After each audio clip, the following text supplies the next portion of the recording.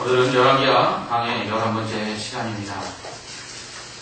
하나님께서 하시는 모든 일에는 다 의미가 있습니다. 하나님이 우리에게 베푸시는 일들 중에 무의미한 일들은 하나도 없습니다. 그리고 그러한 모든 하나님께서 베푸신 일들은 각각의 일들처럼 보이고 서로 아무 상관이 없어 보일지라도 서로 연관되어 있습니다. 쉽게 말하면 이런 것이죠. 하나님께서 오늘 우리에게 허락하신 일들은 내일을 위하여 준비하신 일들이다 라는 것입니다.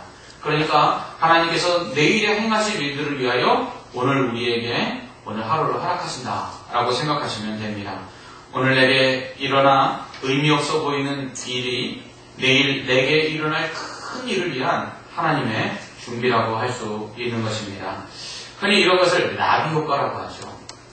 나비 효과란 브라질에 있는 나비의 날개짓만으로 미국 텍사스에 토네이도를 발생시킬 수 있다라는 것으로 한쪽에 조그만 변화가 다른 쪽에 예측할 수 없는 변화무쌍한 날씨를 만들어낼 수 있다는 것을 의미하는 용어입니다. 나비 효과는 1963년 미국의 기상학자인 에드워드 로렌츠가 컴퓨터로 기상 모의 실험을 하고 있었는데 수치상의 아주 작은 숫자의 변화가 지구 반대편에는 그 놀라운 기상의 이변을 일으키는 걸 보고 이 브라질에 있는 나비 한 마리가 날개짓을 하는 것이 지구 그 반대편에 있는 텍사스에는 태풍을 몰아오게 할 수도 있구나 라고 생각하면서 그가 만들어낸 용어입니다. 그러므로 마치 이 지구상에 일어나고 있는 모든 일들이 다 의미 없어 보이지만 그것은 의미 없는 일들이 아니라 다 연관이 되어 있다는 것입니다. 그래서 오늘 내가 밥을 먹고 오늘 내가 길을 걷고 내가 오늘 이 자리에 나와서 예배를 드리는데 이것이 내일과 무슨 상관이 있을까? 아무 의미 없어 보이지만 그러나 그렇지 않다는 거죠. 오늘 우리가 한 모든 행동들과 그리고 하나님이 우리를 통해서 이루신 모든 일들은 내일 일어날 일들을 위한 준비라고 할 수가 있습니다. 오늘 말씀은 우리에게 그것을 이야기하고 있는 것입니다. 이처럼 세상의 수많은 일들, 특별히 나 개인이 개인 한 사람에게 일어나는 일들이 때로는 의미 없고 때로는 그냥 일상적으로 일어나는 다반사의 일처럼 보일지 모르지만 그것은 나 개인뿐만 아니라 다른 사람과의 또 연결되어 그 사람의 인생에 또 중요한 하나의 계기가 되기도 하고 그리고 하나님이 우리를 위해서 베푸시는 놀라운 일들을 위한 하나의 준비로서 다 연결되어 있다라고 할 수 있습니다.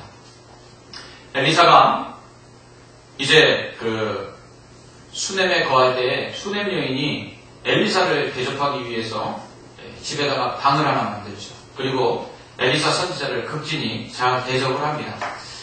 그래서 엘리사가 이렇게 늘 대접을 받으니까 염치가 없잖아요. 그래서 내가 이렇게 대접을 받는데 나를 대접하는 이 수넴 여인에게 뭔가 좋은 일을 하나 해줘야겠다 싶어서 이 여인이 어떤 도움이 필요하지 않을까 알아보니까 남편은 늙었고 그리고 이 여인에겐 자식이 없었습니다.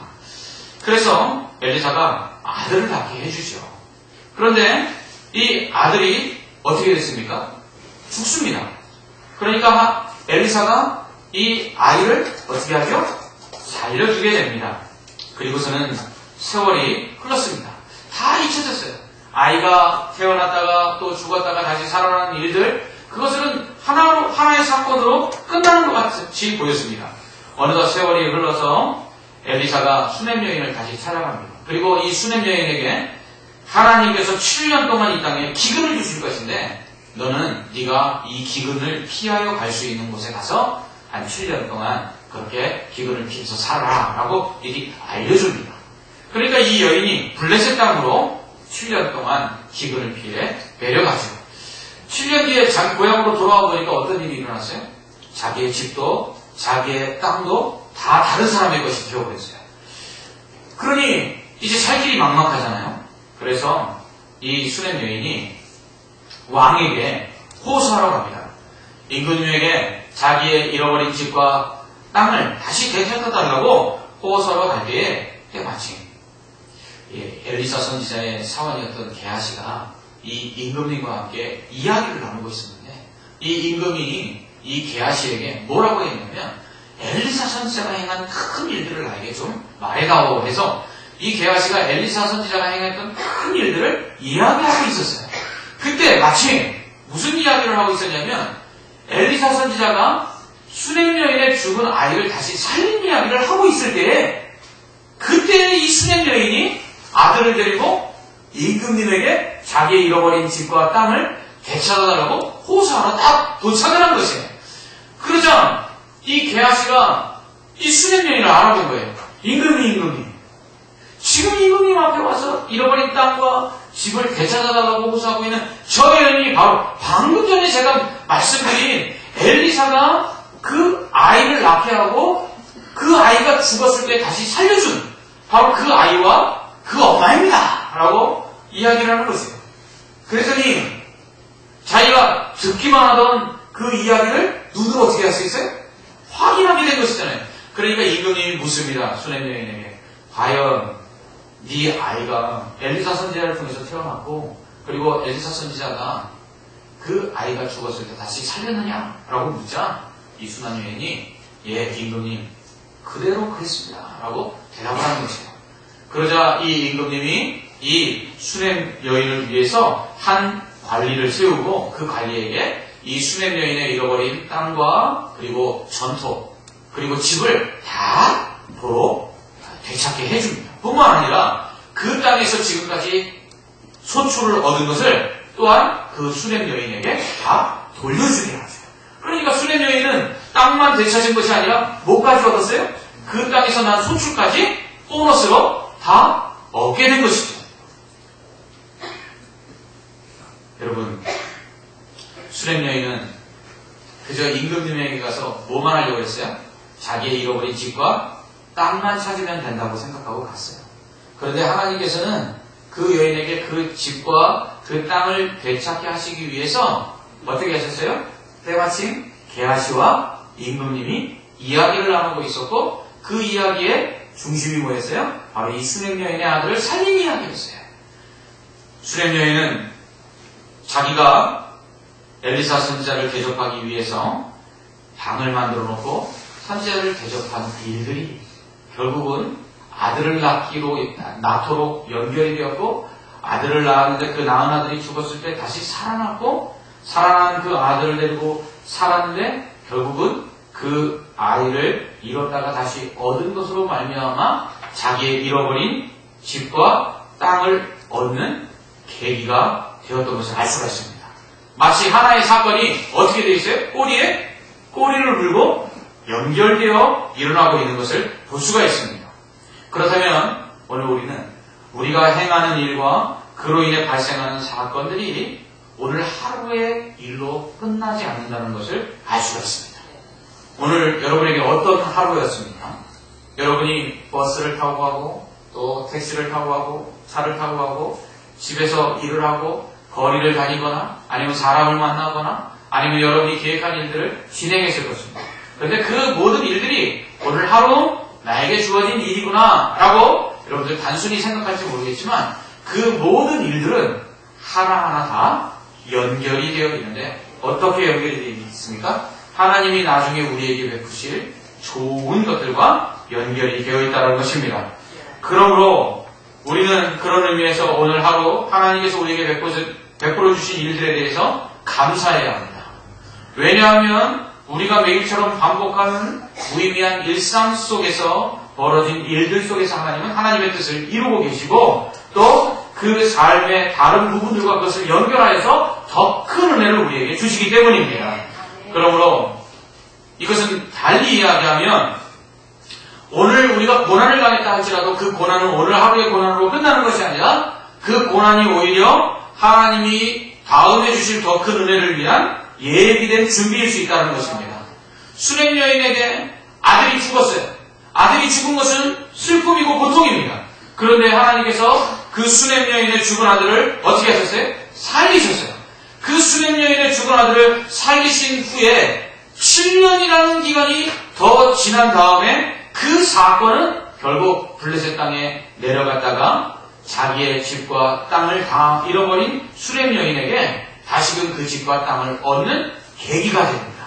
이처럼 하나님께서는 우리에게 일어나는 한 가지 사건을 한 가지 사건으로 끝내는 것이 아니라 그 다음에 우리에게 베푸실 하나님의 은혜와 하나님의 뜻을 이루는 준비의 과정으로 삼는다라는 것입니다. 그러므로 무의미한 일상은 없습니다. 여러분, 오늘 하루 여러분에게 일어났던 일들이 좋은 일이든 나쁜 일이든 아니면 반복적으로 일어나는 일이기에 이 일들이 나에게 무슨 의미가 있을까라고 생각하는 그러한 일들도 하나님께서는 다 예비해 놓으신 하나님의 섭리 가운데 일어나는 일임을 믿으시기 바랍니다. 그렇기 때문에 여러분들 오늘 하루 속에서 일어나는 일들을 이렇게 되돌아보면서 여러분 안에 좋지 않은 일이 있다 할지라도 그 일들을 바라보면서 여러분 인내하고 기다릴 필요가 있습니다. 마치 우리가 볼 때에는 이 주보 한 장처럼 보이는 것일지 모르지만 그러나 하나님께서는 이 주보 한 장이 바람에 날려서라도 누군가가 보고 우리 교회로 오게 하시는 하나님의 역사적인 사건으로 삼을 수 있기 때문입니다. 그러므로 여러분에게 일어난 작은 일들 속에 하나님의 큰 뜻이 담겨져 있음을 볼 수 있는 믿음이 있어야 합니다. 여러분에게 일어나는 반복적인 일상이 때로는 지겹고 왜 하나님은 나에게 이러한 일들을 주셨으며 이 일들이 언제 끝날까라고 생각할지 모르지만 그러나 그러한 일들 속에 하나님은 엄청난 계획과 섭리를 가지고 오늘 그 일을 우리에게 허락해 주셨을 수 있음을 여러분 기억해야 될 줄 믿습니다. 그러므로 하나님께서 베푸신 그 일들 속에서 나중에 더 좋은 것을 바라보는 우리에게는 시편 30편 5절 말씀에 이 믿음의 고백이 우리에게 있어야 합니다. 시편 30편 5절에서 이렇게 말합니다. 저녁에는 울음이 깃들일지라도 아침에는 기쁨이 오리오다. 아멘. 저녁에 슬픔과 울음이 찾아오는 것을 누가 좋아하겠습니까?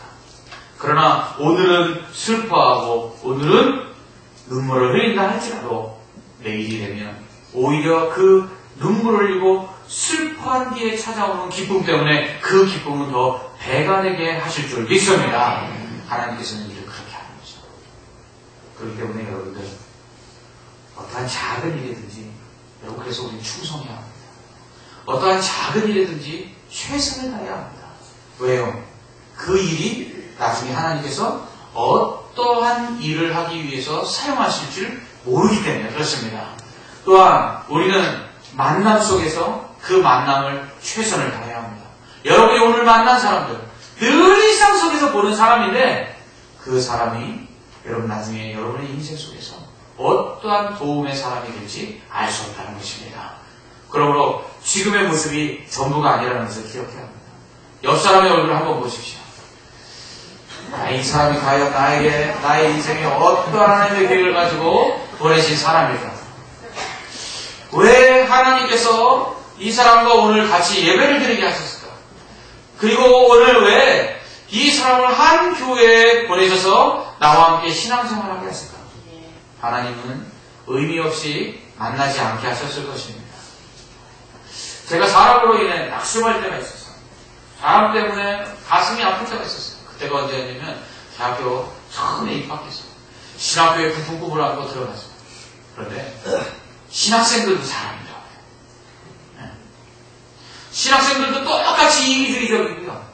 신학생들도 똑같이 자기밖에 모르고요. 신학생들도 자기 마음에 들면 삼키고 자기 마음에 들지 않으면 뱉는 사람들이더라고요. 근데 하나님께서 그런 사람들을 이렇게 다듬어서 결국은 하나님의 일을 하게 하세요. 근데 그 모습을 보면서 얼마나 낙심이 되던지요. 그래서 심각하게 고민한 끝에 야, 신학생들이 이 정도면 소망 없다. 차라리 내가 학교를 그만두는 게 낫겠다. 이런 마음을 딱 가졌어요. 그래서 선배를 찾아가서 이 고민을 나누는데 선배가 이렇게 이야기하는 겁니다. 하나님께서 과연 그 사람을 만나게 하신 것이 너로 학교를 그만두도록 하기 위해서 그런 사람들을 만나게 하셨을까? 그 말을 딱 제 마음속에 봤는데 그건 아니지 않는가라는 생각이 들었어요. 하나님께서 저를 신학교에 보내셔서 신학을 해서 목사가 되게 하시려고 계획을 보내주고 하나님께서 나를 분명히 이 학교에 들어오게 하셨는데, 그런데 그 학교에서 들어왔는데 그 꿈을 안고 들어온 학교에서 사람들로 인해서 실망하는 내 모습 속에서 신학을 하지 말고 내가 목사가 되기를 포기해야 된다 라고 생각할 때 그건 하나님의 뜻이 아닌 것 같더라고요. 그러면서 성도가 이렇게 이야기해요. 하나님 왜 그런 사람들 속에 너를 두셨을까?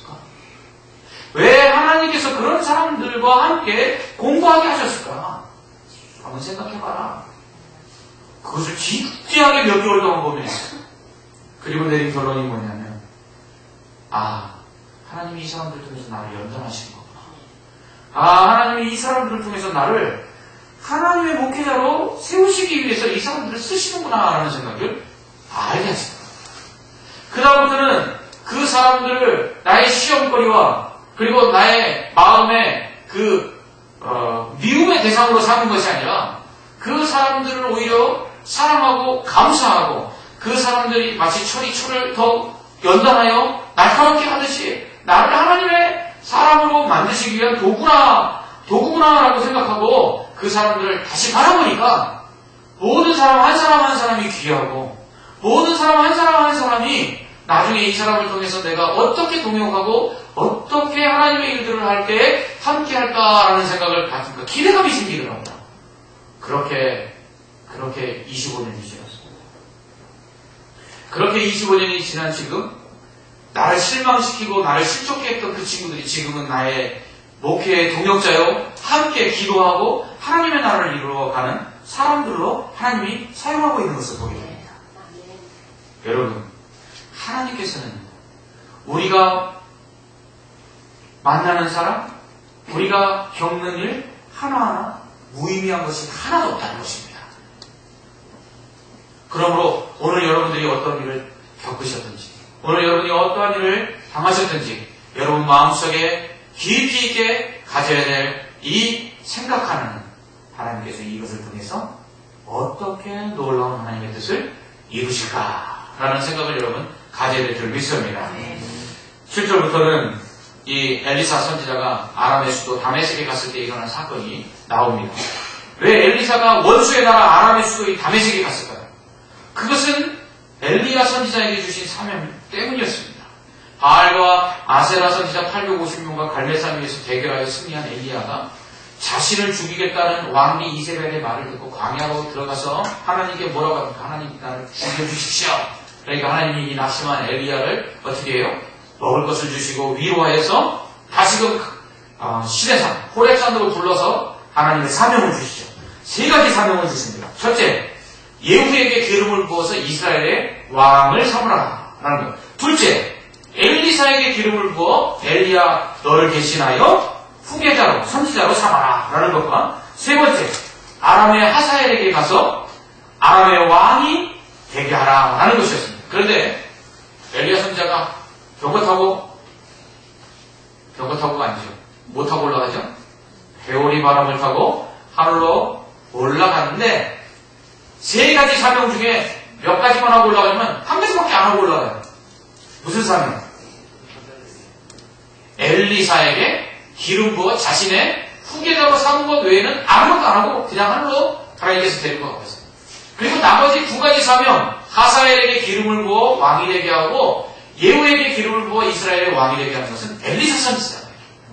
오늘은 바로 하사엘에게 기름을 부어 아람의 왕이 되게 하고 다음 시간에는 예후에게 기름을 부어 이스라엘의 왕이 되게 하십니다.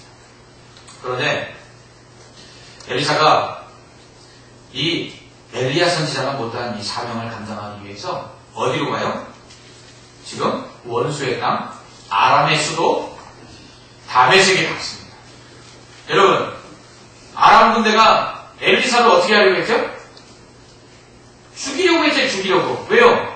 아람이 이스라엘을 치려고 할 때마다 이 엘리사가 다 알려주니까 칠 수가 없었잖아요. 그래서 도단성에 엘리사가 있다는 걸 알고 아람 군대가 도단성을 포위하고 엘리사를 죽이려고 하지 않았습니까? 지금 아람 군대에게는 엘리사는 뭐예요? 제거 대상 1호예요. 예. 그런데 이 엘리사가 지금 제 발로 어디에 가 있어요? 원수의 나라 아람의 수도 다메섹에 가 있는 거예요. 그런데 이게 왜 그렇죠? 사명 때문에. 원수의 나라 아수르의 수도 니느웨로 가서 하나님의 말씀을 증거하라는 하나님의 사명을 받았으나 다시스로 가는 배를 타고 도망쳤던 요나가 있죠. 요나는 어땠어요? 하나님의 사명을 딱 받았는데 받고 나니까 자기 마음에 안 들어요. 왜 안 들어요? 아니 원수의 나라 아수르에 가서 그것도 그 수도에 가서 하나님의 말씀을 전하라는 거예요. 근데 하나님의 말씀을 전하라는 거 보니까 심판하실 계획을 가지고 계신 게 아니라 어떻게 하시려고? 용서할 계획을 가지고 심판의 메시지를 전하라고 하는 것 같으니까 기분이 나빴어요. 그냥 가만히 놨다가 하나님의 심판을 받아서 그 나라가 멸망하기를 바라는 거죠. 그러니까 다시스로 가는 배를 타고 도망을 쳤어요. 사명자는 이래서는 안 됩니다. 사명을 받은 사람은요, 자신의 감정이나 의지, 뜻보다는 하나님의 사명이 우선돼야 합니다. 엘리사가 다메섹에 갔을 때 아람 왕 베나닷이 마침 병이 들어 있었습니다. 베나닷은 엘리사가 이 아람에 와 있다는, 다메섹에 와 있다는 소식을 듣고는 자신의 병 때문에 죽이지를 못하고 엘리사에게 가서 자신의 병이 낫겠는지를 묻도록 사람을 보냅니다. 이때 누구를 보내면 바로 하사엘을 보냅니다. 이 하사엘이 엘리사에게 가서 우리 임금 베나닷이 병들었는데 낫겠습니까? 아니면 죽겠습니까? 하고 물어요. 그러니까 선지자가 뭐라고 이야기하냐면 애매모호하게 이야기합니다. 병은 나을 텐데 죽을 것이다. 무슨 말이에요? 병이 낫긴 나아요? 네, 병은 나아요. 근데 살아요, 죽어요? 죽는다고 말해요. 그리고서는 베나닷의 병이 나을 건지 죽을 건지 물으러 온 이 하사엘의 얼굴을 뚜렷이 쳐다봅니다. 어느 정도까지? 하사엘이 부끄러워할 때까지 뚜렷이 쳐다봅니다. 그러니까 이 교면적어진 이 하사엘이 묻습니다. 아니, 왜 저를 그렇게 쳐다보십니까? 근데 쳐다보다가 이제는 엘리사가 어떻게 해요? 눈물을 뚝뚝뚝뚝 흘리는 거예요. 그러니까 이 하사엘이 답답하잖아요.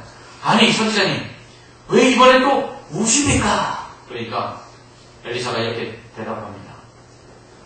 내가 이스라엘 자손에게 행할 그 모든 악을 내가 알기 때문이다.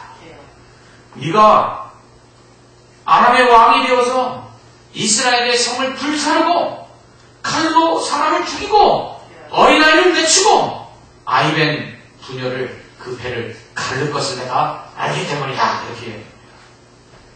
여러분, 하나님께서요, 하사엘이 아람의 왕이 될 것을 예언하게 하시면서 하사엘이 이스라엘의 왕이 되어서 행할 일들도 이 엘리사에게 다 알게 하신 거예요. 여러분, 그렇다면 요나보다도 더한 마음으로 이거 전하고 싶지 않지 않겠어요? 그런데 하사엘이 당신의 개 같은 종이 무엇이기 큰 일을 행하겠습니까? 그러니까 하나님께서 그렇게 하실 것이다. 이렇게 말합니다. 그러니까 하나님의 명령이기 때문에 전하지만 그 마음은 슬픈 거다. 하나님의 명령이기 때문에 하사엘에게 아람의 왕이 될 것이라고 말하지만 그가 이스라엘 백성에게 행할 그 모든 악한 일들을 알기에 가슴이 답답하여 눈물을 흘리는 것이에요. 이 말을 듣고 이제 베나닷에게 이 하사엘이 가서 선지자의 말을 전합니다. 베나닷이 야, 선지자가 뭐라고 이야기하느냐?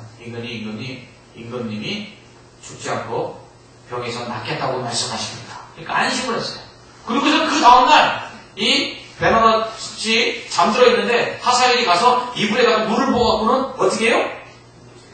그냥 얼굴을 덮어서 질식시켜서 살해해버립니다. 그리고는 엘리사의 말대로 하사엘이 아람의 왕이 됩니다. 여러분, 우리는 이 엘리사의 모습을 통해서 우리가 하나님께 순종할 때 어떠한 자세로 순종해야 되는지 순종의 모습을 배울 수가 있습니다. 엘리사는 하사엘이 베나닷을 죽이고 아람의 군대가 이 이스라엘 백성들에게 행할 그 악들을 알고 있었어요. 그렇지만 그럼에도 불구하고 하사엘이 아람의 왕이 될 것에 대해서 예언을 합니다. 왜 그렇죠? 하나님의 명령이기 때문에 그렇습니다. 이처럼 하나님의 뜻은 우리의 감정이나 우리의 생각과 일치하지 않을 때가 있어요. 우리는 흔히 하나님께서는 내게 주신 어떤 그 은사들과 그리고 내가 감당할 수 있는 일들을 나에게 사명으로 맡겨주신다 이렇게 생각합니다. 맞습니다. 그러나 때로는 하나님은 우리가 전혀 생각하지 않았던 것과 그리고 우리가 전혀 예상하지 않았던 것 그리고 우리의 감정과 정반대의 일들을 우리에게 순종하라고 사명으로 주실 때가 있다는 사실입니다. 우리는 그러할 때에 그 명령 앞에서 우리의 감정이나 우리의 그 생각, 우리의 뜻을 내려놓고 하나님의 그 사명 앞에 순종해 나가야 한다는 사실입니다.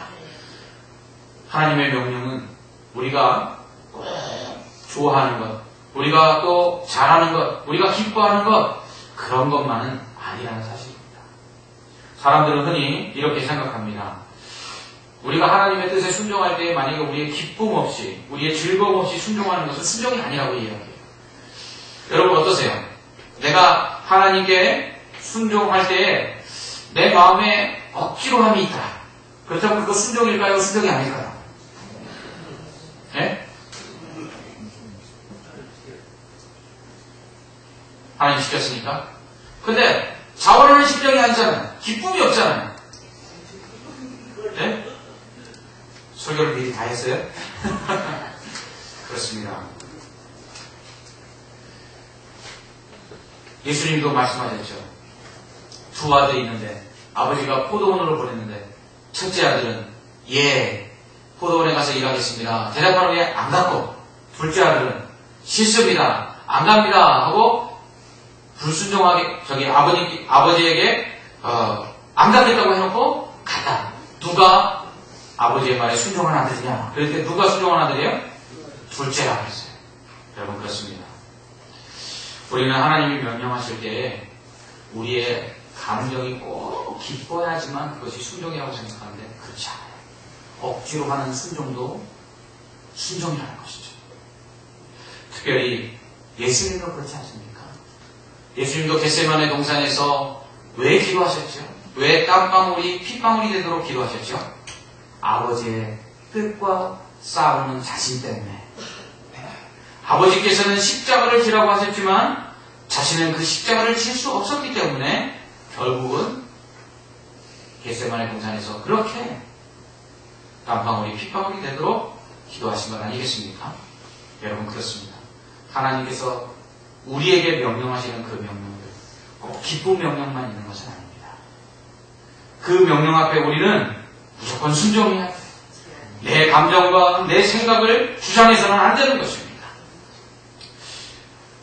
로렌 커팅햄 목사님과 그의 동료들이 이 구소련 시대에 그 정치 수용소에 수용된 정치범들에게 하나님께서 복음을 전하라 이렇게 말씀하셨어요. 아니 지금 미국의 목사님이 이 소련이라는 적대 국가에 가서 그것도 소련의 정치 수용소에 수감되어 있는 정치범들에게 복음을 전한다. 이게 될 말입니까? 방법을 생각해봤어요. 어떻게 해야 합니까? 방법이 하나밖에 없습니다. 어떻게 해요? 감옥에 들어가는 것밖에 없습니다. 그래서 모스크바 한복판에 들어가서 공개적으로 복음을 전하기 시작했습니다. 예수 믿으십시오. 예수 믿으십시오. 그러자 지나가던 사람들이 말합니다. 당신들 미쳤냐고. 지금 미국 사람이 소련에 들어와서 이 복음을 전한다는 게 이게 상상할 수 있는 일이냐고. 그러자 우리도 아닙니다. 근데 하나님께서 이것을 원하셔서 우리가 복음을 전합니다. 라고 이야기했어요. 마침내 이 선교사들이 체포가 되었습니다. 재판장은 왜 그들에게 왔는지를 물었어요. 그러자 그들이 사실대로 이야기했습니다.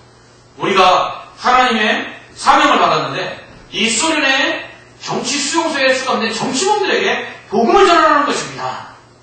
그러자 재판장이 그 말을 듣고 마음에 감동이 있어서 그들을 감옥에 보내줍니다.